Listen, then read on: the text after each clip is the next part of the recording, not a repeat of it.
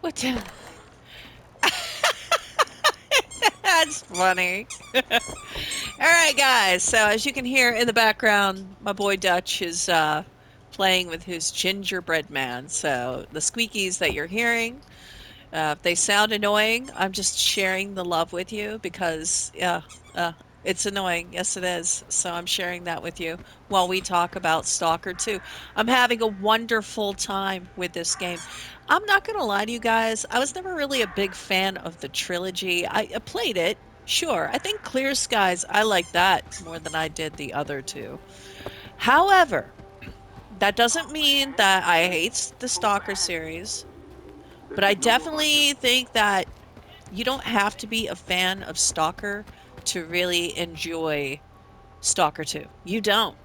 I didn't really pay that much attention to the story while I was dinking around with the trilogy, so it's nice that you could talk to people in this world and you can kind of get a little bit of exposition about what was going on before our boy here showed up to the action. And honestly, I think it might be a little bit more immersive for like a first time player because you are just like your character, he doesn't exist in this world.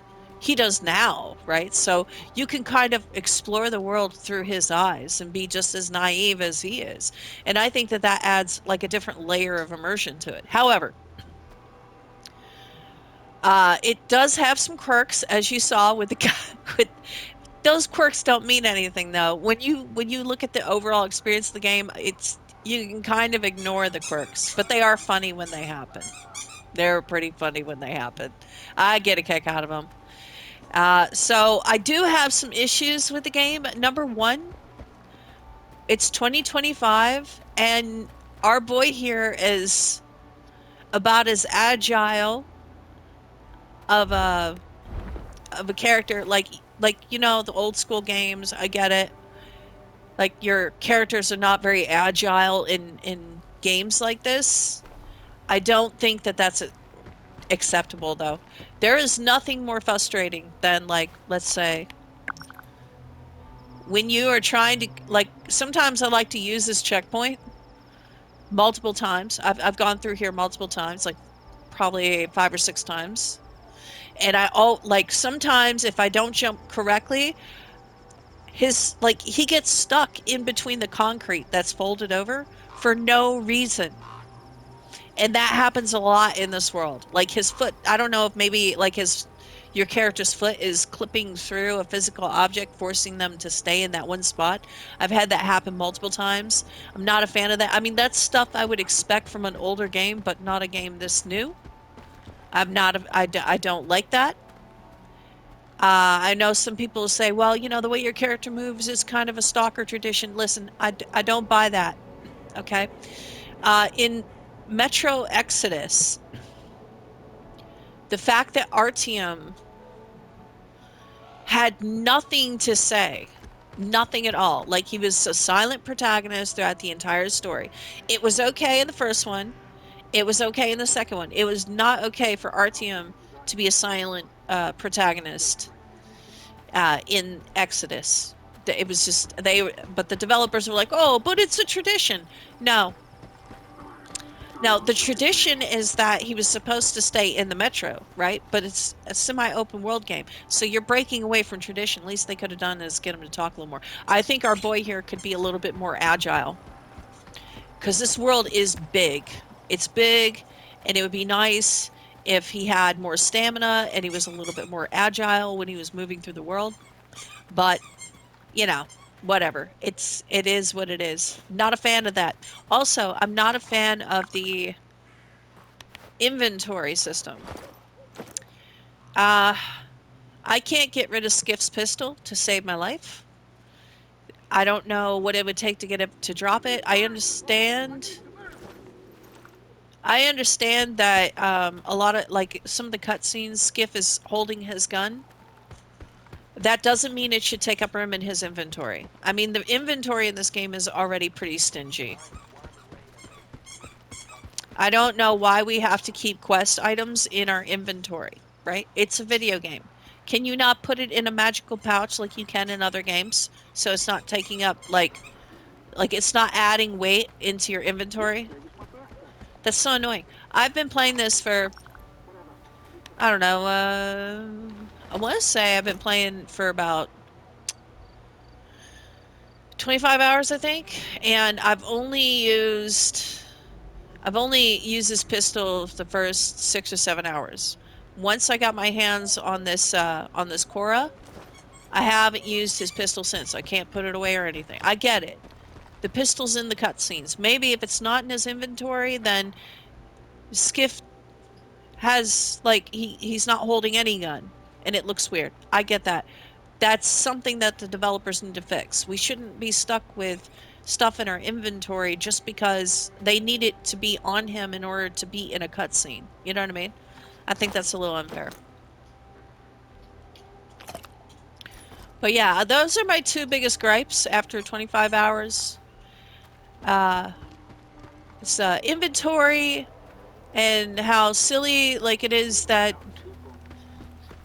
a skiff is running around this massive open world and his stamina is he needs more stamina and he needs to be able to like crawl up on stuff that's chest high.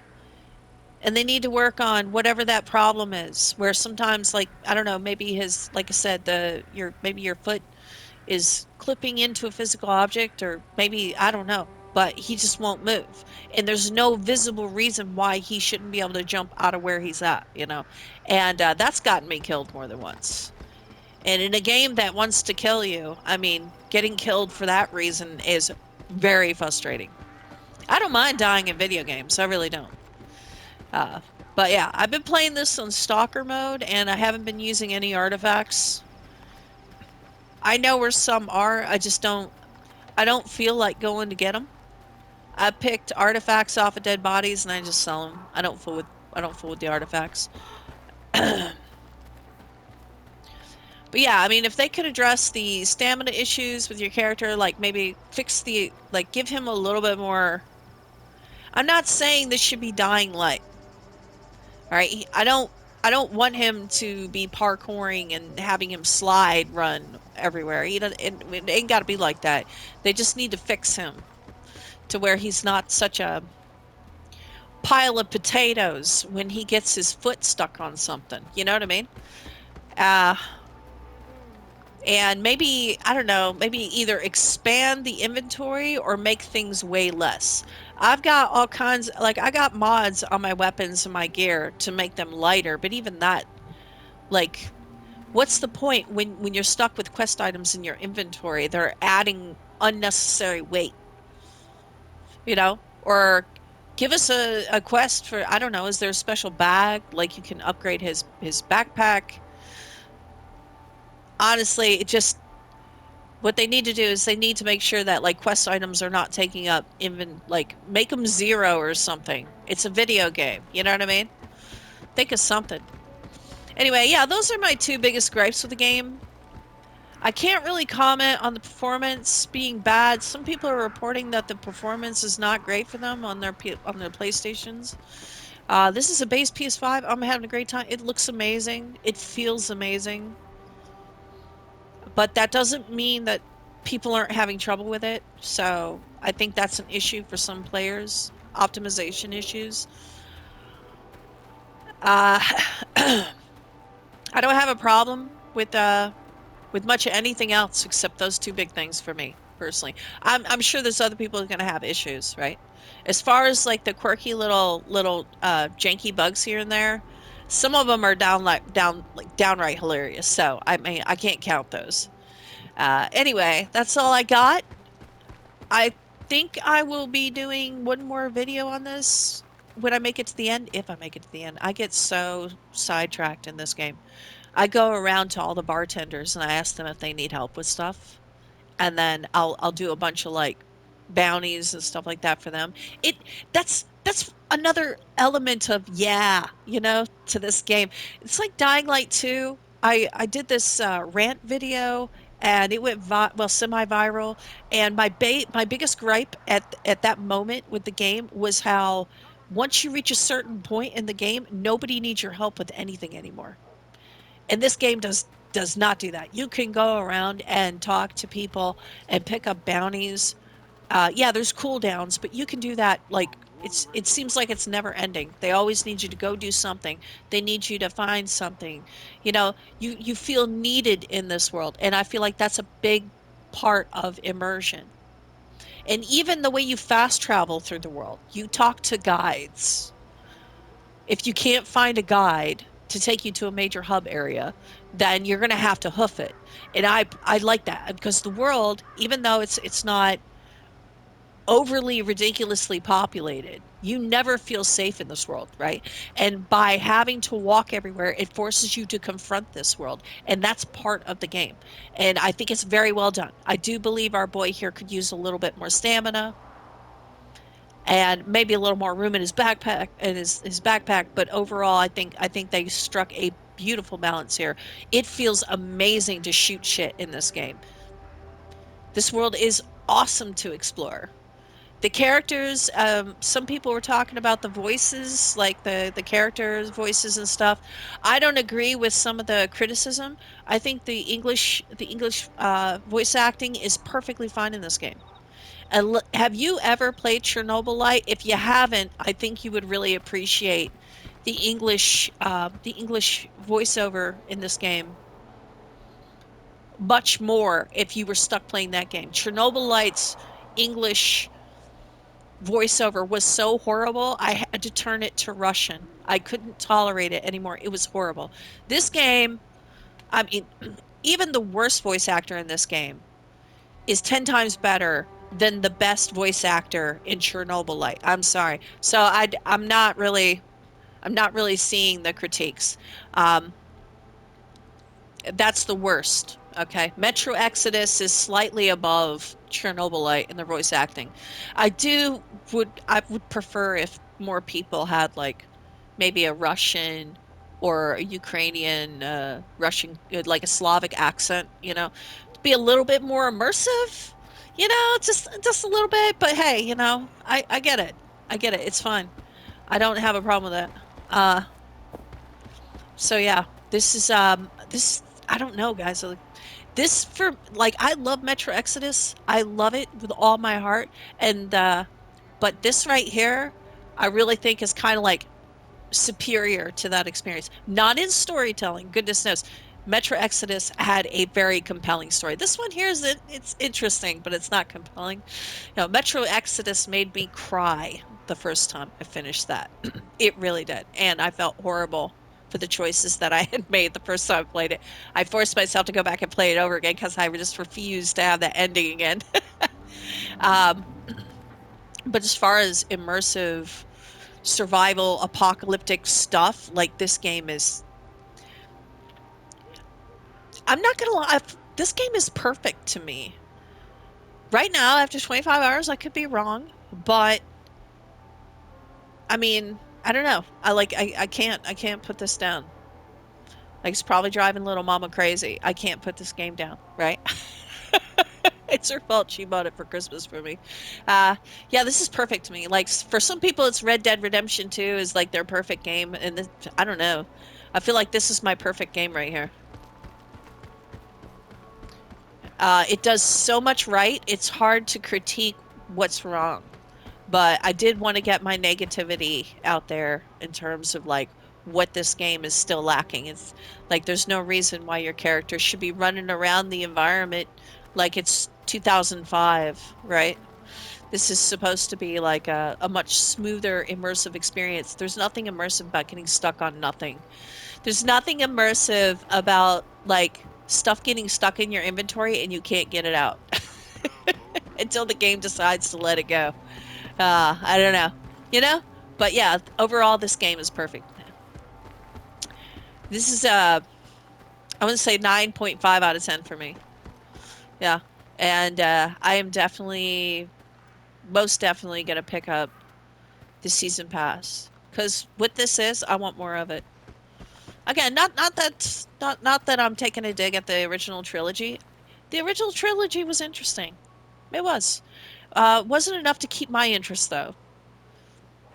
Not really, but I don't know. I just think that the second game, the world is far more compelling to explore than the original trilogy. It just couldn't keep my interest.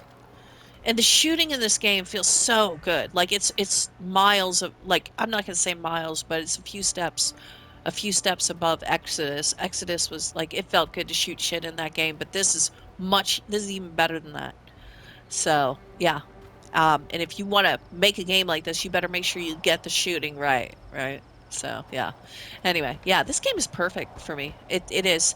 Now, when I come out the back end after I finish the story, we'll see if that 9.5 out of 10 sticks, right? But after 25 hours, that's my verdict. I just hope they I don't know, continue to improve the like do quality of life updates and stuff, you know. Oh my gosh. Oh, I love it. I love it. Oh my God, I love it. It's funny to me, they said that I remember when this game first came out, they said that it wasn't coming to PlayStation, right? They had said it several times. No, this is going to be an Xbox exclusive, PC Xbox exclusive. There are no plans to take it to PlayStation. This is right? That was the talk when the game first released. But then when they dropped the original trilogy on PlayStation, quietly, I was like, it's coming.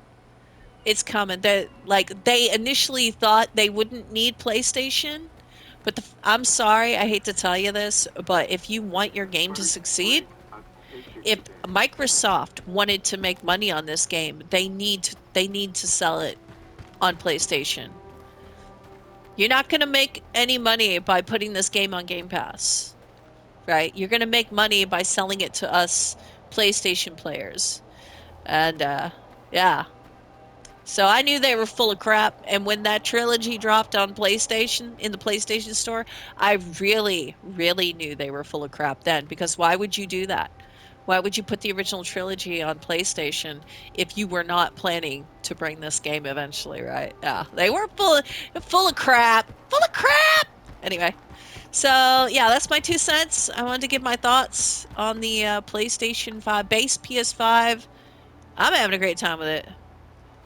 It's quirky though. It really is. It's quirky. There's so many moments where I'm in a first person cutscene with someone and you can see my character's running in place for some weird reason while he's talking to people. So yeah, it's quirky.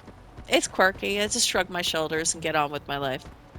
I would love to see some of that kind of ironed out a little bit, but it's nothing that breaks the game. You know, I just blame the zone. I'm like, the zone is messing with my head again. Anyway, that's all I got for now. I love you guys. You all have a wonderful New Year's. And have a wonderful morning, afternoon, or evening. And I will catch you. What are you guys doing? Did you see that? I will catch you all on the flip side.